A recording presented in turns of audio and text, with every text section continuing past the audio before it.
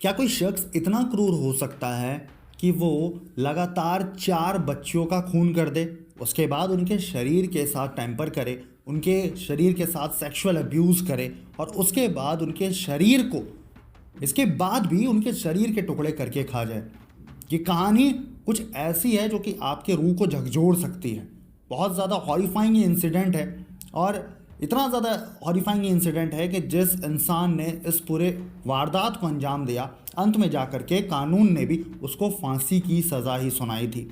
ये कहानी है जापान के one of the most heinous serial killer की, एक ऐसे सीरियल किलर की जो कि कहा गया कि जब उसने ये सब क्राइम किए तो उसने होश गंवा दिए थे अपने। उसने खुद के लिए द रैटमैन शब्द इस्तेमाल किया, यानी कि जब वो सब हरकतें कर रहा था ऐसे, तो उसके ऊपर कोई और आत्मा सवार थी, वो अपने आपे में नहीं था, जिस वजह से उसने इस तरीके के अपराध को अंजाम दिया।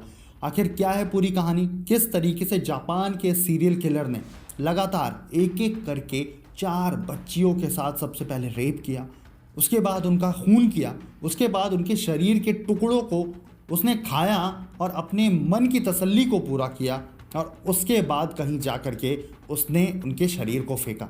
तो चलिए आज की इस कहानी को शुरू करते हैं।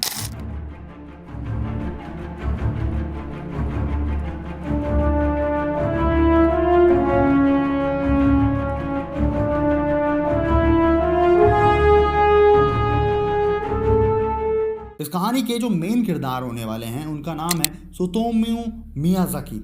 सुतोमू मियाजाकी रहने वाले हैं टोक्यो के। टोक्यो में इनका जन्म हुआ था साल 1969 में।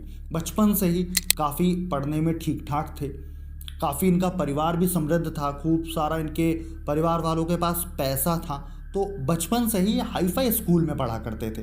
इनके पास पैसों को लेकर के कभी भी कोई तंगी नहीं रही थी।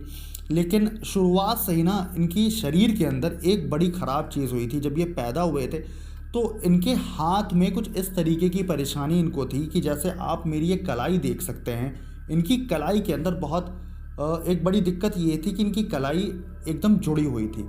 यानी कि जिस तरीके से हम इस कलाई को मोड़ पाते हैं, अपने तरीके से हिला पाते हैं, वो इस तरीके से इसको रोटेट नहीं कर पाते थे। उनकी कलाई आपस में जॉइंट थी, जिसकी वजह से वो इसकी मूवमेंट करने में असक्षम थे।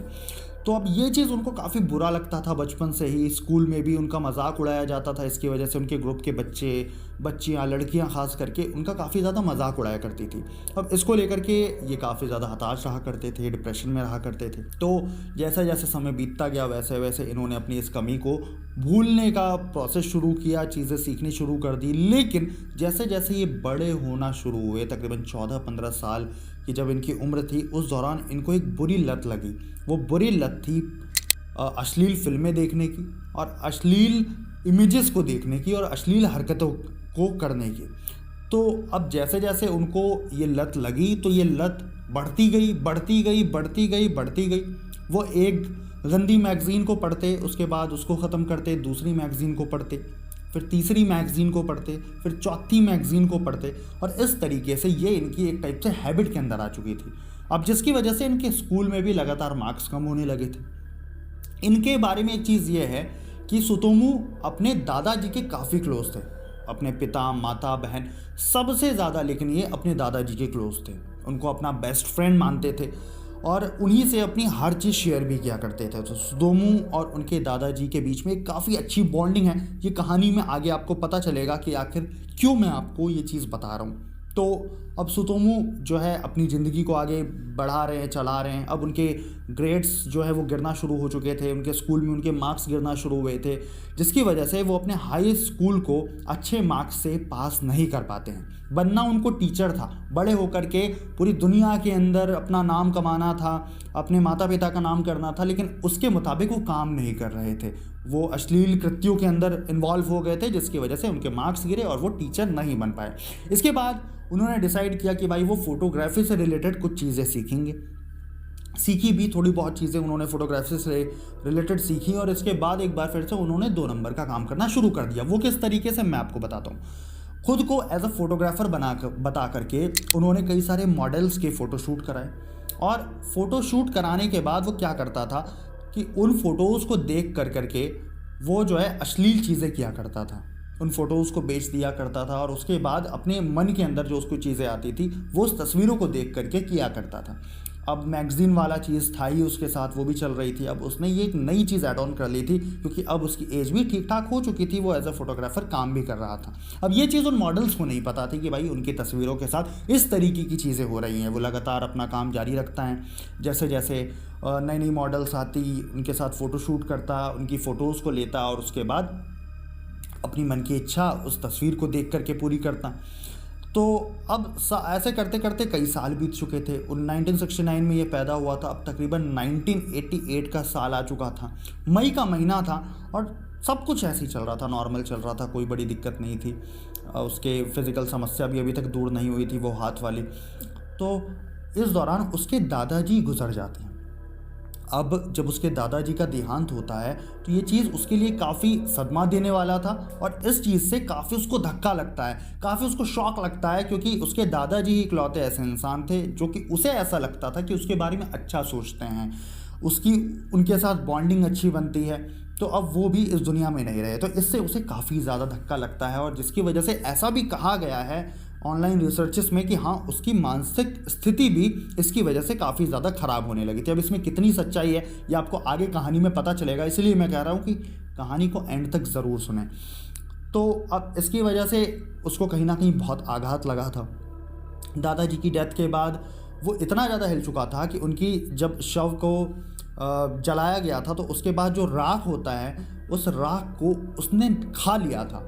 मतलब इतना ज़्यादा वो अपने दादाजी के साथ इंडल्ज था, उनके साथ इतना ज़्यादा वो क्लोज था। अब ये चीज़ काफ़ी ज़्यादा शॉकिंग है इस केस के अंदर कि अपने दादाजी का वो राख खा गया था और ये चीज़ इस केस के अंदर नॉर्मल रहने वाला है, क्योंकि जिस तरीके की हरकतें उसने आगे जा कर के की वो ज़रूर आपको ऊपर से नीचे तक हिला डालने वाली है बॉस। तो अब यहाँ से शुरू होती है एक नया अध्याय, एक नया पड़ाव इस कहानी के अंदर, क्योंकि यहाँ से हम तिमोसो का एक पूरा ही अलग रूप देखने वाले हैं। इसके बाद तिमोसो जो हरकतें पहले किया करता था, अश्लील चीज़ें, गंदी चीज़ें, वो उसने और ज़्यादा बढ़ावा दे दिया था इन सब चीज़ों को। एक दिन उसकी बहन बाथरूम में नहा रही थी और वो अपनी बहन को बाथरूम में नहाते हुए देख रहा था और वही सब गंदी चीज़ें इमेजिन कर रहा था। अब उसकी बहन ने जब ये चीज़ें देखी तो उसने सबसे पहले उसको डांटा, बहुत ज़्यादा डांटा, और इसके बाद तिमोसो अपनी बहन के ऊपर ही चिल्लाने लगा, उसके साथ मारपीट करने लगा। ठीक वैसे ही कि भाई उसकी बहन कोई गलत चीज़ कर रही हो और वो जो काम कर रहा है वो काम सही है। अब ये चीज़ जब उसकी माता को पता चलता है, उसकी मॉम को पता चलता है, तो उसकी मॉम भी उसको काफ़ी ज़्यादा डांटती हैं, फटकारती हैं। तो वो अपनी माता के ऊपर, अपनी मॉम के ऊपर हाथ उठा देता है। अपनी बहन के ऊपर उसने थोड़ी देर पहले हाथ उठाया, अब अपनी मॉम के ऊपर उसने हाथ उठाया और इस तरीके से उसकी अब अपने परिवार के अंदर ही नहीं बन रही थी। क्यों? क्योंकि उसकी हरकतों की वजह से, उसकी हरकतें इस तरह की हो गई थी कि उसको अपने घर के अंदर ही अब लोग पसंद नहीं कर रहे थे। अब यहाँ से उसको अपने घर से निकाल दिया जाता है। अब तिमोसो अपने घर के अंदर नहीं रह रहा था। मई में उसके दादाजी का देहांत हुआ था। अब धीरे धीरे समय जो है गुजरना शुरू हो चुका था। यहाँ से शुरू होता है तिमोसो का नया अध्याय। तिमोसो यहाँ से खुद को परिवर्तित करने का निर्णय लेता है। अब समय आता है अगस्त के महीने में तिमोसो अपनी गाड़ी में बैठा हुआ था। बाहर वो एक छोटी सी बच्ची को देखता है कि वो बच्ची खेल रही थी। तकरीबन उसकी 4 साल उम्र होगी। वो उस बच्ची को बहला फुसला करके अपनी पहले कार में बुलाता है और उसके बाद उसका गला घोट करके उसकी हत्या कर देता है। अब उसकी लाश उसके सामने पड़ी हुई थी, उसी कार के अंदर पड़ी हुई थी। उसी कार को वो ड्राइव करके एक सुनसान सड़क पे लेके जाता है और वहाँ पर उस 4 साल की बच्ची की लाश के साथ पहले वो रेप करता है और उसके बाद उसके शव के टुकड़े करता है।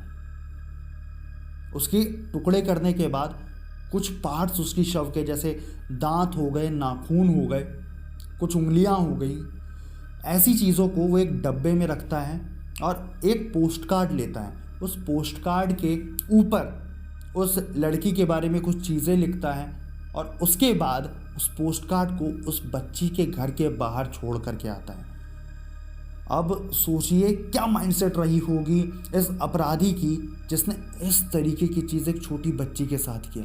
उसके बाद उस छोटी बच्ची के जो शव के अवशेष बचे हुए थे, जो शव के पार्ट्स उसके पास बचे हुए थे, उसने उसको खाना शुरू कर दिया। अब तकरीबन उसने काफ़ी अरसे तक, काफ़ी समय तक उसके उस शव को खाया तब तक जब तक कि वो सड़ नहीं गई लाश, जब तक कि उस लाश से बदबू नहीं आने लगी। ये जो मैं आपको बात बता रहा हूँ ये अगस्त की बात आपको मैं बता रहा हूँ। अब 2 महीने आगे चलते हैं, बात करते हैं अक्टूबर की। 3 अक्टूबर 1988, ये जो भी घटनाएं मैं आपको बता रहा हूँ 88 और 89 के आसपास की बता रहा हूँ। 3 अक्टूबर 1988 एक बार फिर से वो अपनी कार में बैठा हुआ था, बाहर एक बच्ची खेल रही थी, 7 साल उसकी उम्र होगी लगभग। वो उसे अपनी कार में लिफ्ट देने के बहाने बुलाता है, फिर से सेम पैटर्न, कोई उसमें बदलाव नहीं। अपनी कार में बैठा हुआ था, लड़की दिखी, उसको अंदर उसने बुलाया, उसके बाद उसका गला दबाया, उसकी हत्या की, उसकी तस्वीरें खींची इस बार उसने, क्योंकि वो खुद को एक फ़ोटोग्राफ़र बताता था, कई बार उसने मॉडल्स की फ़ोटोज़ भी खींची थी। तो उसने उसकी तस्वीरें खींची, उसके कपड़े उतारे, ठीक है। उसके बाद उसके फिर से शरीर के अंग को काटा, उसके बाद पहले उसके साथ रेप किया था। बहुत ही खतरनाक ये कहानी है, बहुत ही खतरनाक ये अपराधी की कहानी है। और उसके बाद एक बार फिर से सेम पैटर्न, एक बॉक्स लेकर के आया, एक पोस्ट कार्ड लेकर के आया, उसके शरीर के कुछ अंगों को काटा, उस बॉक्स के अंदर सजा के रखा। उसके बाद पोस्ट कार्ड भी उसी में रखा, उस बच्ची के घर के बाहर वो डब्बा छोड़ करके आया और सेम उसने जब तक वो लाश सड़ नहीं जाती तब तक उस लाश के टुकड़े उसने खाए। और तकरीबन 2 ढाई 3 महीने तक वो एक बार फिर से शांत हो गया। अब दिसंबर का महीना आ चुका था और एक बार फिर से दिसंबर के महीने में फिर वो टारगेट पे निकला और फिर वो अपनी गाड़ी में बैठा। फिर उसने एक लड़की को देखा और इस बार उस बच्ची की उम्र महज 4 साल थी। बच्ची को गला घोट करके उसने मारा, उसको निर्वस्त्र किया, उसके कपड़े उतार दिए, उसकी फ़ोटोज़ खींची, उसके साथ रेप किया और पार्किंग में ही उस बच्ची की जो लाश है उसको छोड़ दिया उसने। उससे पहले उसके कपड़े जो हैं, बच्ची के कपड़े और बच्ची के शरीर के कुछ अंगों को काट करके एक बार फिर से उसने डब्बे में सजाया, उसके अंदर पोस्ट कार्ड डाला और उसको बच्ची के घर पर वो छोड़ करके आया। उसके बाद कुछ महीने तक ये शांत रहा और मई 1989 में जा कर के इसने आखिरी बच्ची को मारा। इसने आखिरी बार एक मर्डर किया और उसके बाद इसको मर्डर करने का मौका नहीं मिला। लेकिन उस बच्ची के पिता थोड़े एक्टिव थे, उन्होंने तुरंत पुलिस को इन सब चीज़ों के बारे में बताया। अब पुलिस ने इन सब चीज़ों को काफ़ी संज्ञानता से लिया, क्योंकि पुलिस को ये चीज़ तो पता थी कि हाँ भाई, टोक्यो के अंदर पिछले कुछ समय से, पिछले साल भर के अंदर कुछ लड़कियों के साथ कुछ इस तरीके की चीज़ें हुई हैं और इस शख्स को पकड़ा जाना बहुत ज़रूरी भी है, क्योंकि आगे भी इस तरीके के इंसिडेंट नहीं होंगे इसकी क्या गारंटी है। तो अब तुसुमो को लेकर के चीज़ें शुरू होती है। जो जापान की पुलिस है वो उसके पीछे लगती है उसको पकड़ने के लिए और उसको पकड़ा भी जाता है, जिसके बाद वो इन सब चीज़ों को कबूलता भी है और उसके शक्ल पर कोई भी गिला नहीं था, कोई भी शिकवा नहीं था। सब कुछ उसने ओपनली एक्सेप्ट किया कि हाँ, मैंने जो भी चीज़ें किया वो मैंने किया। अब जब पुलिस उसके घर पे सबसे पहले छापा मारती है तो उसके घर से काफ़ी सारी चीज़ें बरामद होती है। सबसे पहले तो वो खोपड़ी जो उसने आखिरी बच्ची की काटी थी, कुछ शरीर की हड्डियाँ, कुछ राख और बहुत ही कह सकते हैं धारदार हथियार जो कि उसने शरीर को काटने के लिए इस्तेमाल किया। और ये सारी चीज़ें उसकी क्राइम की कहानी की गवाही दे रही थी। जब ये सब चीज़ें कोर्ट के अंदर गई तो काफ़ी सारी चीज़ें हुई, काफ़ी सारी दलीलें दी गई। 1989 के अंदर उसको गिरफ्तार किया गया। बहुत साल तक इन सब को लेकर के मुकदमा चला। 1994 के अंदर, काफ़ी साल हो चुके थे जब इन सब चीज़ों को चलते हुए, तो तुसुमो के माता पिता ने सुसाइड कर लिया। क्यों? क्योंकि इन सब की वजह से उनके मेंटल हेल्थ के ऊपर काफ़ी ज़्यादा असर पड़ रहा था। वो इन सब चीज़ों को नहीं झेल पा रहे थे, वो इन सब चीज़ों को नहीं टैकल कर पा रहे थे और जिसकी वजह से उन्होंने सुसाइड करने का निर्णय लिया। अब तकरीबन साल 2008 के अंदर तुसुमो को जो है वो फांसी दी जाती है। साल 2006 में जो सुप्रीम कोर्ट है जापान की, वहाँ से ये फैसला आता है कि भाई इसको फांसी की सज़ा दी जाएगी। लेकिन उससे पहले भी काफ़ी दलीलें दी जाती हैं उसकी मेंटल हेल्थ को लेकर के, क्या वो ठीक है, क्या वो मेंटली फ़िट है। अगर मेंटली फ़िट नहीं है तो उसे फांसी नहीं देनी चाहिए। लेकिन ये भी है कि भाई कोई अगर इस तरीके का इंसान है जो कि मेंटली फ़िट नहीं है, वो पागल है, लेकिन इसके बावजूद भी वो लोगों कि खून कर रहा है तो ये भी तो चीज़ ठीक नहीं है ना, वो भी तो एक टाइप से एक थ्रेट ही होगा इस पूरे के पूरे समाज के लिए। तो ओवरऑल हर चीज़ को देखते हुए, हर पहलू को देखते हुए इसको फांसी की सज़ा दी जाती है। तो अंत में जाकर के जब सुप्रीम कोर्ट में, वहाँ पे जापान के सुप्रीम कोर्ट में इन सब को लेकर के दलीलें दी जा रही थी, बातें चल रही थी, तो इसने वहाँ पे एक पॉइंट उठाया था कि मैं द रैट मैन हूँ, यानी कि मैंने जो भी चीज़ें की वो मैंने खुद से नहीं की, मेरे ऊपर एक बुरी साया था, मेरे ऊपर एक बुरे साया का आतंक था और उसकी वजह से मैंने ये सब चीज़ें की, मेरा खुद के ऊपर कोई भी आपा नहीं था। लेकिन कोर्ट ने उसके किसी भी चीज़ को माना नहीं, एक्सेप्ट नहीं किया और एंड में जाकर के उसको ये सज़ा सुनाई थी। जापान के अंदर से काफ़ी सारे ऐसे इंसिडेंट्स समय समय पर आए हैं जिसने सबको हिला करके रख दिया है। इसी चैनल के ऊपर मैंने आपको जंको फरूता की भी स्टोरी बताई थी, जिसमें किस तरीके से तकरीबन 44 डेज़ 44 दिन तक उस लड़की के साथ अत्याचार होता रहा और ऐसा अत्याचार हुआ जो कि इतिहास की सबसे वियर्डेस्ट इंसिडेंट बनाती है जंको फरूता की उस कहानी को। ज़रूर आप उस कहानी को भी चेकआउट कर सकते हैं, लिंक मैं डिस्क्रिप्शन में दे दूंगा। आज की इस कहानी को हम यहीं पे समाप्त करते हैं।